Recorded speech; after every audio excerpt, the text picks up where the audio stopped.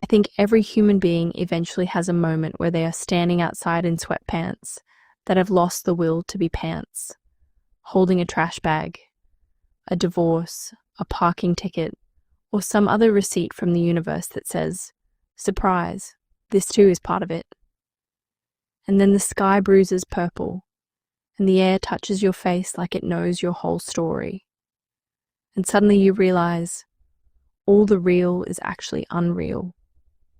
The dirt, the breath, the weird little bones in your hands. The fact that we are here on a floating rock with pollen counts, paying bills, missing dead people, loving living people who say leaving now, while still fully naked and looking for socks. And still, the moon clocks in. No applause, no benefits, no note from management saying, "Great work being ancient and luminous again." Just the moon, working nights like a single mother with no applause, packing silver lunches for every dark thing that still has to rise. Tell me that isn't holy. Tell me there is a better word than sacred for the way light keeps returning with no guarantee we will actually stop and take note.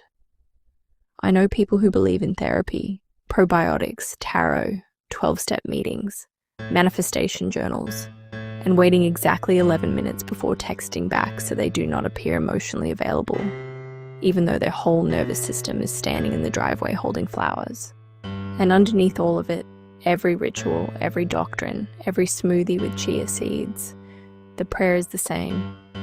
Please let me be loved. Please let me be forgiven. Please let this strange little life mean something before my lower back submits its formal resignation. What is going on? For real though, what is this place? This unbearable tenderness of being alive long enough to watch steam lift from coffee in winter like a soul practicing leaving. To see your friend laugh so hard they slap the table as if joy is a mosquito they are trying to kill. To hear a child say, "Pischetti," and for one shining second, realize language has finally been improved. I know I already noted this in the first piece, but the older I get, the less use I have for certainty. Certainty has never made me pull over because the sunset looked like God dropped a jar of peach jam across the whole Midwestern sky and decided to be lazy and not clean up. Certainty has never made me gasp at rain on hot pavement.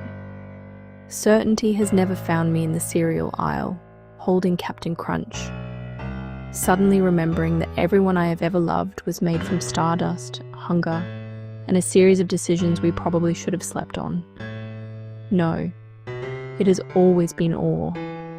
Awe was the first church, before steeples, before committees, before men got involved and started making rules about skirts. Awe was there with its wild hair and muddy feet saying, "Look, look again. Look until looking becomes love." Awe and soup. Awe and someone rubbing your back when you are sick. Awe and old couples at Target arguing gently about avocados, as if marriage is not one vow but 10,000 errands, performed beside the person who knows exactly how you like the cart pushed. Maybe gratitude was never meant to sound elegant. Maybe gratitude sounds like, "Damn, that woodpecker is trying to beat that tree from itself." Maybe gratitude sounds like, "Thank you, body, for continuing to drag me through this world, despite the many slim gyms I've done to you at gas stations." Maybe gratitude sounds like, "Thank you to the dogs who lose their entire minds when we come home as if we have returned from war and not Walgreens." For me, that might be my gospel. That joy that does not wait for us to be impressive but only needs us to come through the door. Because the truth is, this life is devastating and ridiculous. One minute you are 22 and invincible, driving too fast, eating gas station nachos with the confidence of a Greek god. The next minute you are Googling, "Can sneezing cause a hamstring injury?" And the answer is, apparently, welcome to the second half of your life. But even now, even tired, even grieving, even emotionally held together by iced coffee, playlists, and one very specific Wolves hoodie. We keep finding reasons to stay soft. We plant tomatoes even though grief is real. We bake bread even though the news is on fire.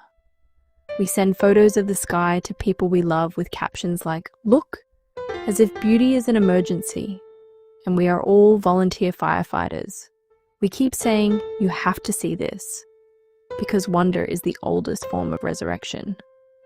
So here's to the believers and the atheists and the agnostics and the people whose entire theology is just trying not to cry in the DMV line.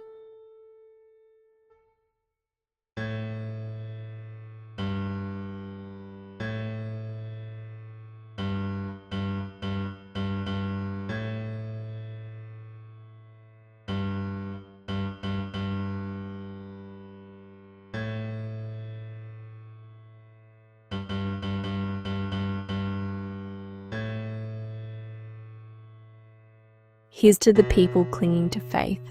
Here's to the people clinging to Xanax and oat milk and the one group chat where nobody pretends to be okay.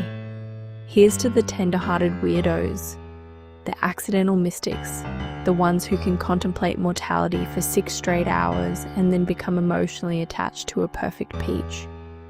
The ones who know despair has a mouth, but so does laughter.